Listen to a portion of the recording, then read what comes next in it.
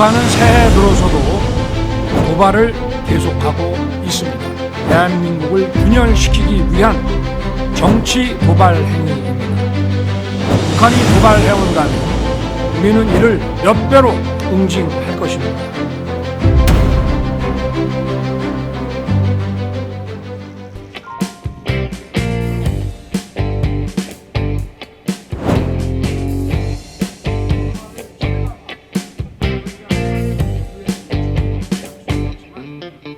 지난 4일부터 국민과 함께하는 민생토론회를 열어서 국민의 목소리를 듣고 부처 간 칸막이를 허물어서 함께 해결책을 찾아 나가고 있습니다.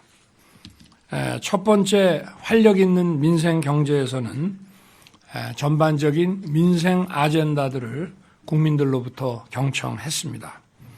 두 번째, 국민이 바라는 주택에서는 재개발, 재건축 규제를 완화하고 다주택자에 대한 징벌적 과세 철폐와 다양한 유형의 주택 공급을 논의했습니다.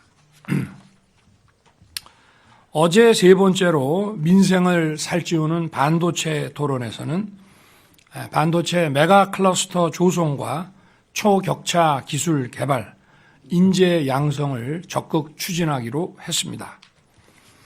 이렇게 국민의 의견을 직접 들으면서 민생 문제 해결에는 역시 속도가 가장 중요하다는 것을 다시 한번 생각했습니다. 앞으로도 국민이 원하는 과제를 중심으로 부처 간의 벽을 허물고 긴밀하게 협업하여 문제를 신속하게 해결해 나갑시다.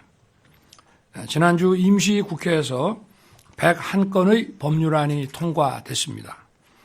우주강국 도약의 발판이 될 우주항공청법, 화학물질 규제를 글로벌 스탠다드에 맞게 개선하는 화평법과 화관법 등 중요한 법안이 많습니다. 국민들께서 변화를 체감하고 현장 기업들이 더 힘을 낼 수 있도록 관련 부처는 신속한 후속 조치를 취해주기 바랍니다. 하지만 아직도 민생 현장에는 애타게 국회 통과를 기다리는 법안들이 많이 잠자고 있습니다.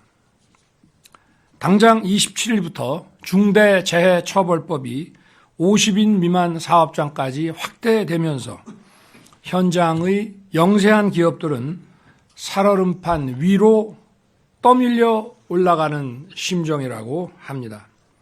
정부가 취약 분야 지원 대책을 마련하고 경제단체도 마지막 유예 요청임을 약속했지만 여전히 국회는 묵묵부답입니다. 근로자의 안전이 중요함은 더 이상 말할 필요가 없을 정도로 중요합니다. 그러나 처벌만이 능사는 아닙니다. 처벌은 우리 헌법 원칙상 분명한 책임주의에 입각해서 이루어져야 하는 것입니다. 또한 중소기업의 현실적 여건을 감안할 때 시간을 더 주어야 합니다.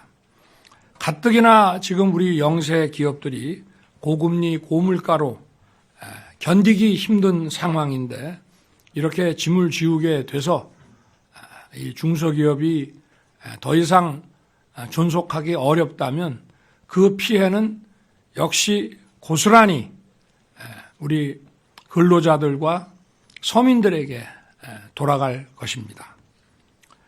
이제 겨우 열흘 남짓 길지 않은 시간입니다만 현장의 어려움에 한 번 더 귀를 기울여 주기를 당부합니다. 또 분양가 상한제 주택의 실거주 의무 폐지도 더는 지체할 수 없습니다.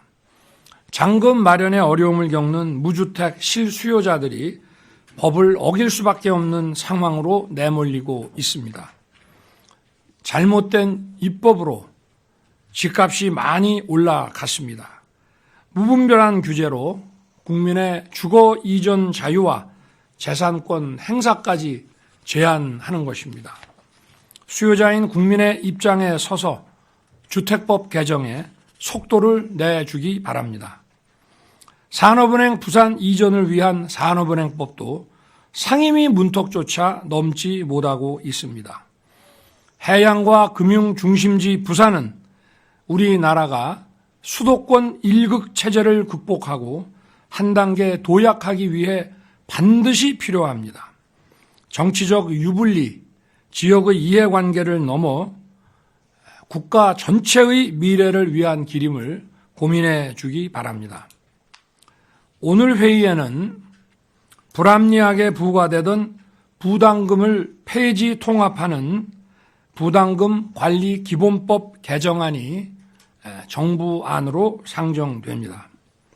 이번에 정비하는 5개의 부담금은 위원 결정을 받아 실효되었거나 부담금을 협회 회비로 전환하는 것으로 국민 부담이 줄어드는 것은 아닙니다.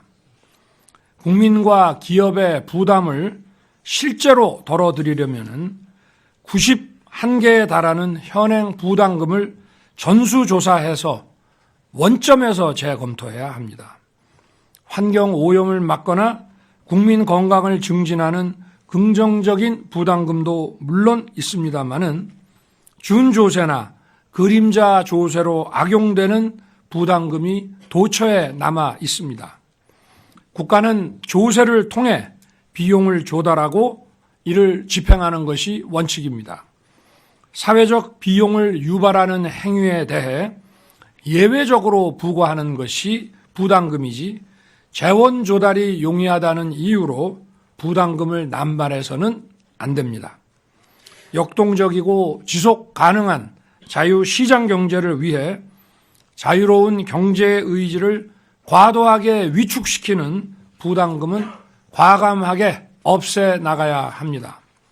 기획재정부는 현재 91개의 부담금을 전면 개편해 주기 바랍니다. 우리 정부는 약자 복지를 핵심 국정과제로 추진하고 있습니다. 정부의 손길이 닿지 않는 사회적 약자들을 찾아내서 더 두텁게 보호하는 것이 약자 복지의 핵심입니다. 그런데 얼마 전 연탄 3장으로 버티는 미등록 경로당 관련 기사를 보고 참 가슴이 아팠습니다. 보건복지부, 행정안전부, 지자체가 협력하여 미등록 경로당을 조속히 전수 파악하여 실효성 있는 지원 대책을 강구해 주기 바랍니다. 경로당만의 문제는 아닙니다. 어려운 이웃들을 먼저 찾아가고 미리 지원 방안을 마련하는 것이 복지 정책을 펼치는 올바른 자세입니다. 복지 정책이야말로 절대로 책상에서 나올 수 없는 것입니다. 현장을 발로 뛰며 소외된 약자들을 찾아내고 복지 사각지대를 확실하게 해소해야 합니다. 우리는 문제 해결을 위해 행동하는 정부가 되어야 합니다. 약자의 편에 서서 다시 한번 꼼꼼하게 현장을 살피고 개선해 주기 바랍니다. 북한은 새해 들어서도 북방 한계선 NLL 인근으로 포병 사격과 탄도 미사일을 발사하며 도발을 계속하고 있습니다. 오늘 아침 기사를 보면 북방 한계선 NLL을 인정하지 않겠다고 발표했습니다.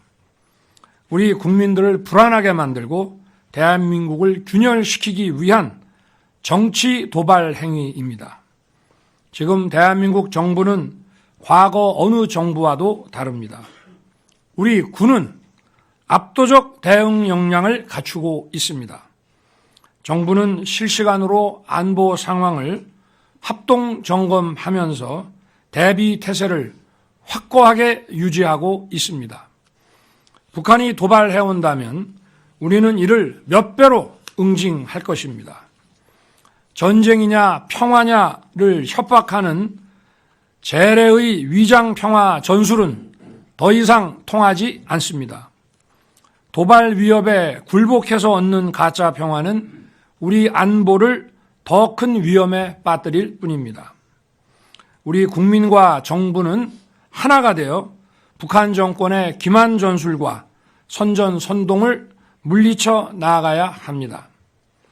북한 당국은 남북 관계를 동족 관계가 아닌 적대적 두 국가 관계로 규정했습니다. 이는 북한 정권 스스로가 반민족적이고 반역사적 집단이라는 사실을 자인한 것입니다. 대한민국을 위협하는 것은 북한 정권이지 북한 주민은 아닙니다. 북한 주민들은 우리와 똑같이 자유와 인권과 번영을 누릴 권리를 가진 우리와 같은 민족입니다. 우리는 이들을 따뜻하게 포용해 나가야 합니다. 북한 이탈 주민은 대한민국 헌법에 따라 대한민국의 국민입니다. 정부는 탈북민들이 우리 사회에 잘 정착할 수 있도록 관심과 지원을 아끼지 않을 것입니다. 이러한 취지에서 통일부는 북한 이탈 주민의 날을 제정할 것을 추진해 주기 바랍니다. 제가 의장으로 있는 민주평화통일자문회의에서도 탈북민들을 따뜻하게 포용할 수 있도록 적극적인 멘토 역할을 해 나갈 것입니다. 또한 외교부는 탈북민들을 더욱 잘 보호할 수 있도록 국제사회와의 공조를 강화해 주기 바랍니다. 감사합니다.